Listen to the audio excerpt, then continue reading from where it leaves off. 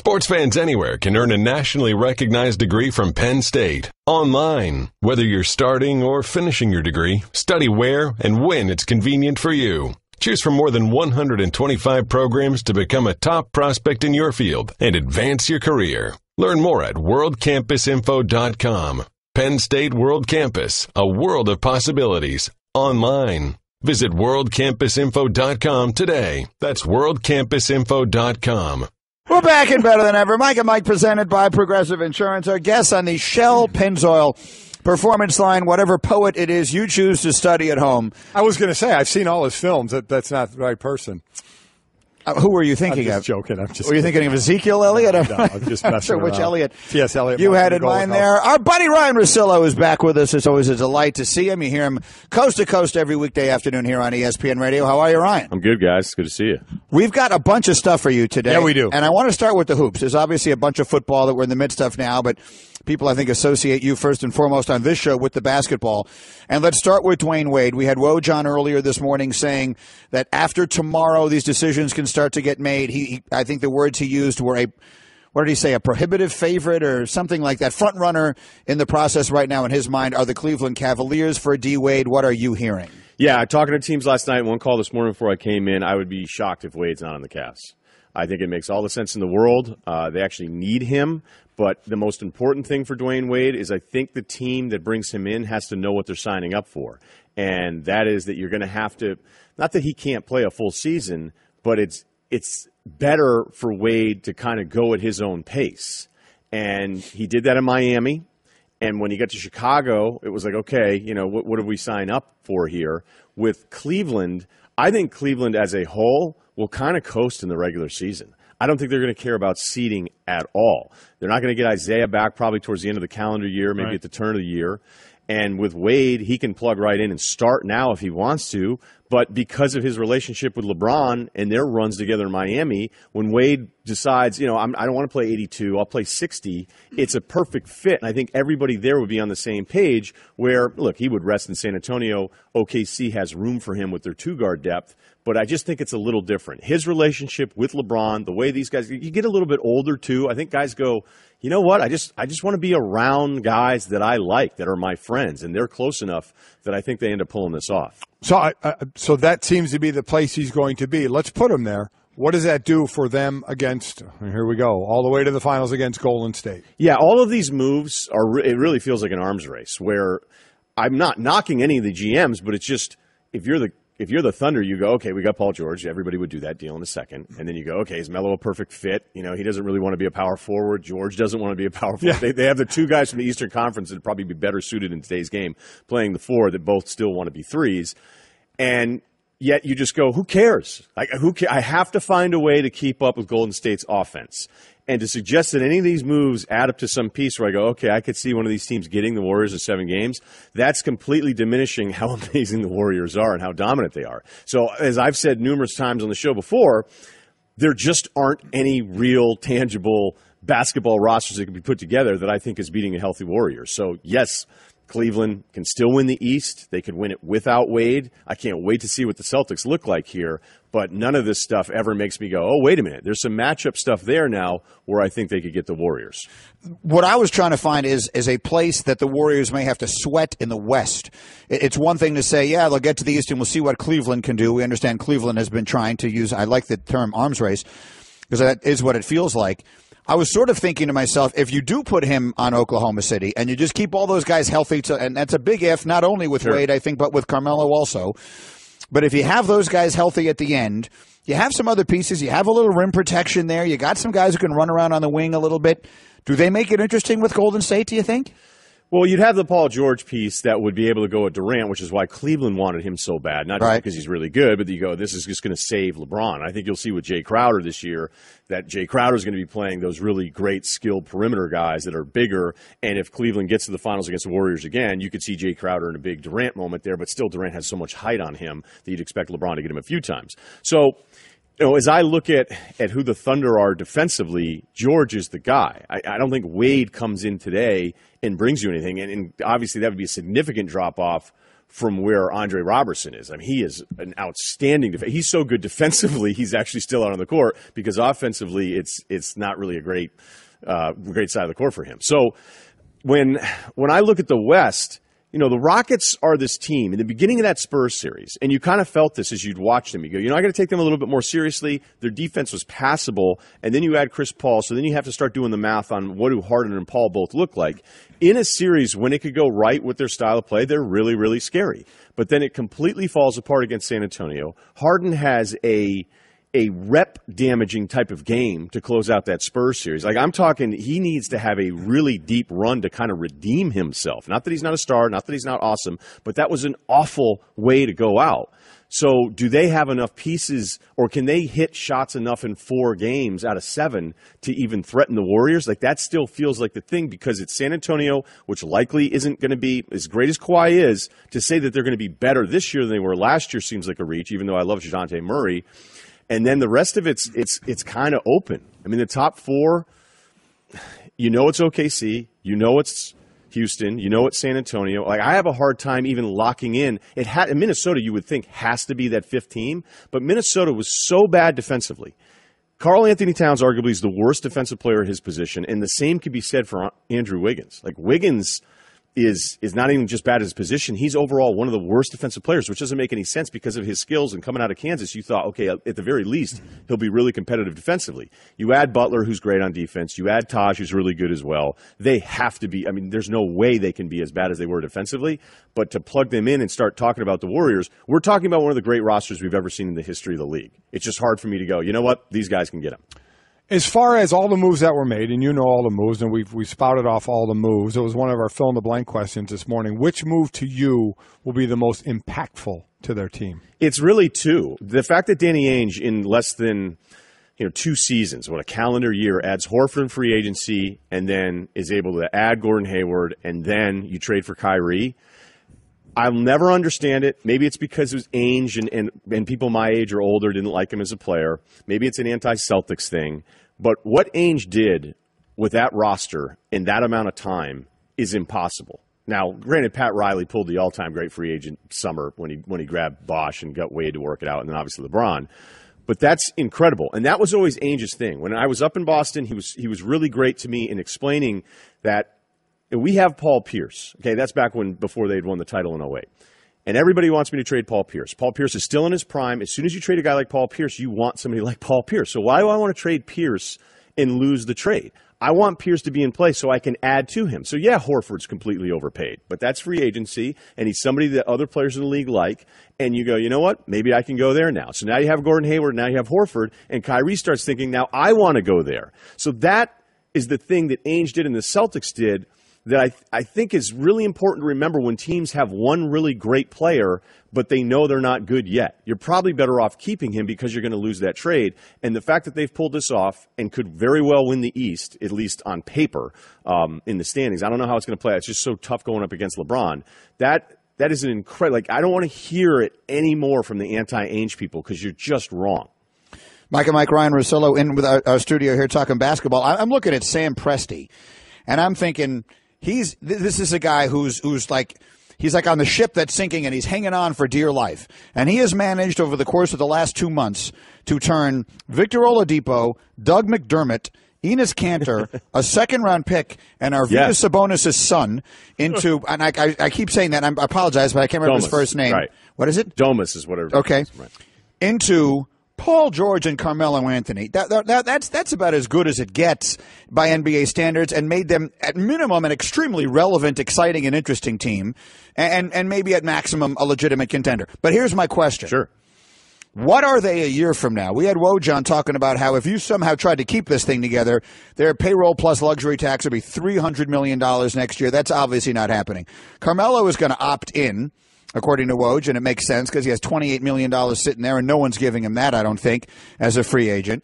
Russell Westbrook, let's see what his future is. Paul George, we all know he can do what he wants. So what's your best guess right now on how they play that in Oklahoma City? It all depends on Russ, right? And how scary is this? Think about what these NBA players are doing now. They're staring at $200 million guaranteed money, and they're like, I'm good. I'll figure it out. Yeah. Like, think about that. You have that contract's waiting for you. You're like, I'm good. We'll see what happens. Now, maybe he signs the extension. He says he loves it there, but players have said that before. So if Russ stays, then it completely changes the conversation. I'm not even remotely convinced that Paul George is staying there past this year. Nobody believes that around the league, and I don't know if he would stay if Russ stayed. The Canner thing was smart because he was paid a ton of money, and honestly, you had to bench Canner against certain series in the playoffs. You just couldn't even have him out there, so it wasn't going to make any sense there. But yeah, if Russ stays, then this is a completely different conversation. You go, okay, piece here, piece there. You're adding these things. Like, you're adding the guys like Dwayne Wade. I mean, next offseason is going to be insane. They wouldn't have the flexibility to add any of those pieces. But Presti's pulled some of this stuff off before, so I guess I'm not giving you a definitive answer here, Greeny. My question, though, is because you are sort of – Paul George isn't going to stay there beyond this year, right? I don't think so. Paul George is going to the Lakers. I don't think – if Russ is gone, then he's gone. It's not like George goes, okay, now it's my team. So you think Paul George stays in OKC if Russ stays in OKC? Well, it's a much better chance, but everybody's going to say the right things now. I felt so bad for Thunder fans greeting Paul George and going, yeah, finally somebody that likes it here. And you're like, he's only going to opt out. And post Durant. Carmelo opts in for one more year. So do they trade him? The Melo thing will be weird. Likely he's got the no trade that remains intact. Right, that number's huge. And the only time you see a guy opt out of that is somebody goes, hey, let's take less of a hit on the annual so we save money year to year on this because you're not going to opt out and get the same kind of money if you're a free agent. I mean, that stuff has happened. Like Dwayne Wade opted out of his Heat deal, which I still to this day can't believe that he did. But that group still isn't good enough. I mean, that's actually what I respect, though, about some of these guys, okay? Because we have so many fan bases that have said, well, what's the point of doing this? You're not going to beat the Warriors. Right. Well, then if that's what we're doing, we can tell the other 29 GMs to just pack it up. Right. Like, these guys are competitive. So I respect Presti. I respect Daryl Morey. I respect that these guys go, okay, yes, on paper, I know I'm not the number one seed in the West. But what are we doing here? What's the job? The job is to try to get better. The job is to try to compete. And who knows? Maybe Golden State has that one significant injury. They thought they lost Durant at one point last year they thought when he got hurt against the Wizards that he was done. Durant thought he was done. Then what happens? Steph, basically, you can make an argument 2 years ago that him getting hurt against Houston, cost him a third ring. So I applaud these GMs for doing things. Nobody should be – every move should not be, does this move make us better than the Warriors? And I think – unfortunately, it just kind of is, though. Yeah, right? I mean, right. it just kind of is. But that's what I love about the it. Celtics. They're making a move to be good now and in the future. That's impossible what they've done to add to it even more because, if Tatum turns out to be as good as I think he can be, that's a fourth guy with this team. And, obviously moving the pick was the big part about Kyrie. They have Kyrie under contract for a couple years. And so Ainge sets himself up. And they can, as you said, Golic, they can reinvent this thing again on the fly in a couple years and strike back at it. And then who knows where LeBron even is? Who knows how good the rest of the East is? So I actually like the fact that the Celtics looked at this and said, right now, we're that much better than we were. And granted, like last year was a disaster in the Eastern Conference Finals, but they put themselves in a position to be competitive for a long time. When other teams are just totally bailing on wanting to be competitive because of who Golden State is. Russillo's with us here with the Straight Talk, brought to you by Straight Talk Wireless. Best phones, best networks, no contracts. All right, let's do a little straight talk on the NFL. We all saw what happened over the weekend with the president's tweets, how the players answered, how the league answered. So last night was the last night of this particular weekend, and you saw what the Cowboys did. If anybody didn't, what they did is they linked arms, went out on the field, and knelt down before the national anthem. By the time the flag came out and the national anthem was sung by Jordan Sparks, I believe, who I think sings 1,000 of those a year. Yes. They all stood. Yes. They all stood for the actual national anthem and when the flag was out. So Greeny asked it right this morning, right off the bat. I'll ask you, what happens next? Where do we go now? Yeah, I don't know. It's knowing full well that we've read the president has tweeted probably a handful of times already about the booing that went on last night and more about the ratings being down. So 3 times in a 9-minute stretch in the 6 o'clock hour this morning. Do you know that I hadn't really ever followed it day to day, the president's Twitter feed, and I went on it yesterday to prep up for my show, and I thought I was on a parody account. And I'm not trying to be funny about it. I just went, what? And then he loves the Penguins, so that's huge. He just did it again. By the way,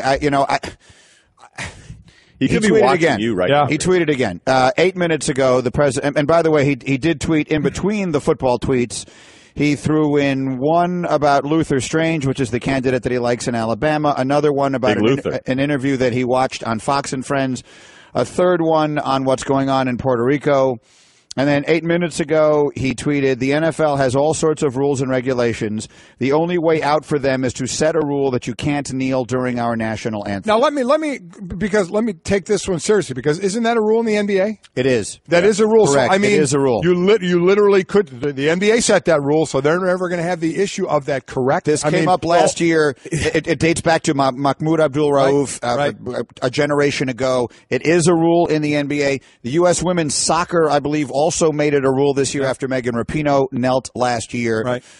It is obviously not a rule in the NFL, as we have seen. And now you wonder, we already know about the divide, forgetting what's going on here, the divide between the NFL and the players. If the NFL were to now say, hey, you can't do that anymore for the players that have been doing it, that would be a very interesting way to go. But like I said, the NBA they have done it. Look, I'm reading this again. I hate to keep cutting off, but look at the wording of this. Is he DMing you? The NFL has all sorts of rules and regulations. The only way out for them is to set a rule that you can't kneel during our national anthem. What he's saying there, if we're going to take it literally, is I'm not letting this go until that's a rule. I mean, that sounds like what he's saying. He's basically saying, I'm not.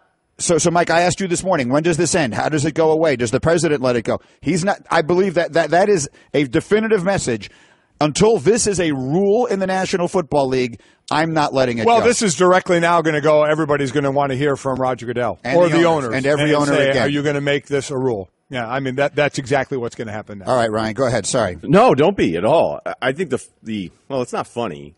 The irony of this is Goodell, who probably had as low an approval rating as anybody we talk about day-to-day in sports, now can somehow this can actually help Goodell. Right. Because Goodell come out and say we're not going to have a rule, because if they have a rule, then it'll be perceived as you're trying to control us. Right. You are anti our voice. This is a First Amendment issue, which then can be debated because it's a First Amendment in the country, or is a First Amendment at your place of employment. Like, we can't just say whatever we want to say and then scream First Amendment. So I felt like last night it kind of got to peak anthem protest / unity. Like, that felt like once Jerry Jones is down there and then everybody's screen grabbing it. And I don't like to go to memes for all of my stats on social activism, but it's weird how there were complaints that nobody was standing with the players, and we needed white players to put their arms around black players, and we needed to show unity. And then Jerry Jones kind of does the hover knee, where it's knee and then they're up before the anthem. It's like that hover hand of a picture. Right. That got made fun of, and then that wasn't real. And I just kind of like at home, and I give up. I'm reading all of it on social media and be like, okay, look, he went out there, he took a knee, and then he stood with all of his guys. And if you don't like Jerry Jones, you don't like Jerry Jones. But he was trying to do something that is not only just unity with his team. I think it's the NFL responding to the president, ripping them for 3 straight days. And then people had a problem with that, man. And at some point I go, well, what is it? What is the perfect way to display whatever it is that we want to display here? Because in the beginning, it was very specific. It was Kaepernick sitting down because of the way he felt police treated black people in this country. And now, and we talked about this yesterday with Will Kane, I've kind of lost sight of what is it now? Is this just the NFL responding back to the president that was ripping them the whole time? I think this weekend that's what it was about. It doesn't I think feel like it's the Kaepernick thing anymore. And no. At least this weekend, I think. And now I think it goes back to that with some of the still president involved. Because to your point this morning, Green, you said, is it going to end? And I thought coaches would maybe have a talk with the players today before the media comes in and say, hey, guys, let's just – the A personalities here, from the president to the players, let's just move on, and let them tweet. Let's not answer. And I don't know if players would have done that or not. But now where it's gone, you know where it's going to go, is you're going to need a statement out from the NFL. They're going to ask about that and want a statement. Joe Lockhart's going to have to put out some sort of response that is going to say we're not giving a rule that says you have to stand for the national anthem. If they gave out a rule, even if they wanted to, it would go over so badly. Exactly right. So then the president will tweet and say, see, they continue to disrespect, and this will continue to go on. Yes, I think that's why I was trying to make a specific point of the wording there. The only way out for them are the words that he chose to use here. Now, those who follow him on Twitter know that sometimes he doesn't always choose his words. It doesn't appear he's choosing them all that carefully, and there are punctuation issues and all sorts of things. But that said, when he's saying the only way out for them is to set a rule, that to me is throwing down the gauntlet. He's basically looking at Goodell, and he's looking at a lot of these owners, many of whom are his friends, Kraft and Woody Johnson, who's overseas right now as the ambassador to the UK, and all these other guys, and he's saying, you make this rule or I'm not letting it go. And right, but when he addressed the crowd in Alabama on Friday, that's a state, and I looked it up, it was this fourth most supportive state when we look back at the election. It was right. 63% of the vote. Okay, it was only behind 3 other states. So I'm seeing a guy looking at an audience going, this material is going to slay. Right. Like I'm just, these are my people. Right. Yeah. So I'm going to throw this out there. The SOB term was just way over the top, but I still think without that, he was going to get that kind of applause, and he still was going to get that kind of resistance because grown men don't like being told by anybody, no matter what your office is, no matter what your position of power is. Nobody likes being told what to do, especially when you feel like you're being done wrong on this whole thing. So I don't know if it's just tweet after tweet. I mean, that's kind of what it is, and I sifted through it this weekend as Greeny keeps updating us this whole time. But is it the type of thing where it goes over so well with the base that he's just going to keep doing it? Like sometimes we can get really caught up if people around us are telling us how great we're doing the entire time, and we can be off. But the people closest to us are saying, "Yeah, keep it going." Then you're going to think you're killing it. What I haven't seen is, and we're searching it, any responses from players at this point. Oh, I'm sure there's going to be. Yeah, I'm sure there's going to. Yeah. But. So I don't know. It's in the last 3 hours, he has tweeted 7 times, 4 of them about the National Football League. Ryen Russillo, every single day here. Coast to coast on ESPN. Great to see you again, my man. Good, great to have you back. Home isn't just a place. It's a feeling that you're safe to enjoy the things that matter most. ADT lets you take that feeling with you, whether you're at home, your business, or online. We help keep you safe with security systems, home automation, alarms, and surveillance, so you can feel at home wherever you are. Go to ADT.com to get that feeling for less than $1 a day. ADT. Home. Safe home. Okay, Kevin, for the grand prize of $1 million. What color is the White House? I know this. 5 seconds. Oh, switching to Geico could save you a bunch of money on car insurance? Okay. Judges? That's true, Kevin. They'll allow it. Congratulations. You're a winner. Woo! Geico, because saving 15% or more on car insurance is always a great answer.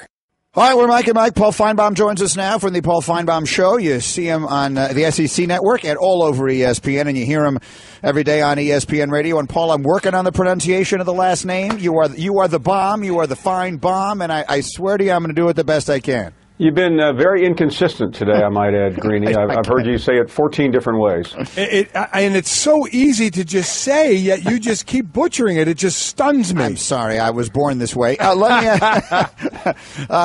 me ask you one quick question on all of this other stuff. And then I want to go to the college stuff, and I want to talk about Saquon Barkley and any number of other things. But I'm just curious because you do a radio show where you take a lot of phone calls all day long, and Mike and I don't really. We haven't done that in years and years since television became such a big part of what we do. So I'm just curious, with all of this stuff, and particularly the increased attention that was placed on it this past weekend, just what are you hearing? For those in our audience that don't get a chance to hear your radio show, what are you hearing from your listeners? Yeah, Greeny, it was interesting yesterday because nobody knew what to expect after the weekend, but for the most part, throughout 4 hours of taking phone calls, I think we had one phone call on the controversy, and it was someone from the Deep South who was attacking the attackers of the president. And this is just my opinion. I think people were looking for something else on our show. Now, listen, it was all over the place, and if you wanted to find it, all you had to do was look. And it was our conscious effort to give people a heavy dose of college football on Monday. I was not going to turn any caller away, but interestingly, and I don't know what it says, we only had one. Why do you think it is we've seen no players do any kind of protest kneeling or sitting in the college ranks? I think we will at some point. I think it could be soon because Mike, the young players in college look up to their predecessors in the NFL and all other sports. So someone is going to do it, and I think it's going to happen pretty soon. But I think this weekend in particular, Saturday was over, and this really didn't start. And it was going on Saturday, of course, with the first comments. Of course, the comments came Friday, but I don't think it had reached a critical mass until later in the day, and obviously it hit its peak Sunday morning. So I have talked to several coaches. Dabo Sweeney last year had issues with it. This year, and this is 3 weeks ago when I spoke to him, he said he has had conversations with players. I know Nick Saban has done this. I know other players, other coaches have spoken to players. But I still believe that someone is going to do it, and I think it's going to open up floodgates, and coaches in college are going to be in the exact same position that coaches in the NFL are. They are going to have to back the players, or they will risk a major problem. We've seen a little bit of this in college football. It's worth remembering 2 years ago at the University of Missouri, there was a major problem over race, not the flag, but race, and it ended up costing the chancellor, the president, the athletic director left, and ultimately Gary Pinkel resigned for health reasons, and that program, quite frankly, has not been the same since. Mike and Mike, Paul Finebaum. All right, let's go on the field here. And I try to play things. You know me, Paul. You know I don't try to make too big a deal of anything. I don't overreact to anything. I just kind of try and call them as I see them. So I'll make the simple statement. Saquon Barkley is the greatest football player that has ever lived. And my question is, do you agree or disagree? That's not an exaggeration for you, Mike. What are your thoughts? Well, he's clearly the best right now. I'd probably like to hold on for a second and give some deep thought. I heard you ask Golic earlier about, is there someone he reminds you of? But I'm not quite ready to go that far. But I will say this. I mean, what he did the other night was spectacular. That as everyone predicted, was going to be a difficult and suffocating atmosphere, and he proved it. And it's just interesting now. This is week 5 of the college football season, and I've been on here every week, and I think we have had 4 different Heisman Trophy favorites, and he looks like he's going to hold on to it, though, for a while. But don't forget that Penn State goes to Ohio State in a month. Ohio State is the forgotten team in college football. Nobody wants to act like they're still alive, and should they be able to shut him down, which I'm not sure they can, we'll see a reset on the Heisman. Yeah, back-to-back after their bye against Northwestern. And after they fall from the ranks of the unbeaten in Evansville. I say that definitely going to happen. They do have October 21st, then the 28th, Michigan and Ohio State back-to-back, so that will be a big test for him. Paul, let me tell you, the team that I'm really kind of keeping an eye on and looking at the rest of their schedule looks pretty favorable to them. And I asked you about this game against a Mississippi State team that just drubbed LSU. You kind of weren't bought into Mississippi State, and Georgia just smoked them. Georgia, now Jacob Eason looks like he's ready to come back. First question, do you think he comes back and plays, or from the true freshman, still going to play? And how good is this team? Is it growing, and do you think it will end up in the upper echelon here?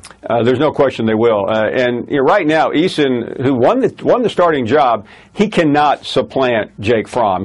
Fromm is playing way too well. And Mike, I'll fall on my sword. I'll go into confessional here and admit that the win in South Bend may have been more impressive than I originally thought, so please forgive me, Father.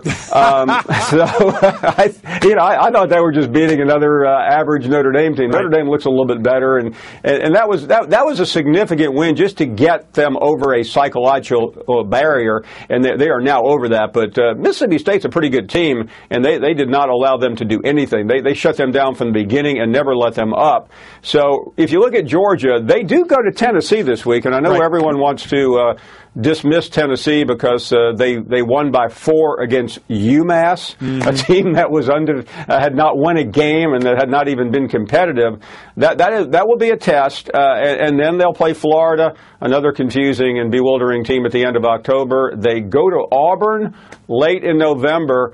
And then they'll likely get Alabama in the championship game. But I think they have a reasonable shot of getting through the regular season undefeated. Paul Finebaum with us, brought to you by Goodyear. Tires as hardworking as college football's most blimp-worthy athletes. Goodyear, official sponsor of the college football playoff. So one of the big matchups this past weekend was could Oklahoma State keep going, and everybody getting ready for that big Oklahoma State-Oklahoma matchup. But TCU and Gary Patterson's defense happened to be there in the way, and now at TCU, I know Herbie picked TCU to come out. I picked Oklahoma State. A lot of people picked Oklahoma. Man, you have to look at TCU when you don't say the word defense very much in the Big 12, except for Gary Patterson and that school. Well, he's so underrated, and part of it, Mike, has to do with last year. They had an off season for some obvious reasons, but they weren't far from the college football playoff 3 years ago. And I think now we're probably going to look past the Bedlam game until the following week when TCU goes to Oklahoma. That now becomes one of the defining games on the college football calendar. I was really surprised. I thought Mason Rudolph, I thought Oklahoma State would very likely get to the college football playoff. But that is for the first time in a couple of years, the Big 12 is really going to be interesting. And I still think Oklahoma may be the better of the three now that the Cowboys have been knocked down. But that is to be determined. He's Mike and Mike. He's Paul Finebaum, and you hear him every afternoon here on ESPN Radio taking calls on college football and much more. And I think I managed to get through these entire 10 minutes and get the name exactly right. You said it three different ways. That's not exaggerating at all. Paul, thank you very much. Thanks, we'll talk Paul. to you next week. Always a pleasure, guys. Talk next week. Paul Finebaum with us here. Again, Barkley, to me, I believe that he can overcome a loss and still win the Heisman. I think the only way he is so clearly running back. Right. I agree with you. You need a quarterback just to go nuts, and I don't see where it's coming from. Here's where I'll disagree. If Oklahoma goes undefeated before the vote is done, and they give it to Mayfield? Baker Mayfield, I think, would get it. And it's a shame that's what it comes down to, the wins and losses. But, that's part of it, obviously, to some people. Because is Baker Mayfield, because we always look at the next level. What do they go to? But that's not what you're supposed to do for this award. It's the best player now.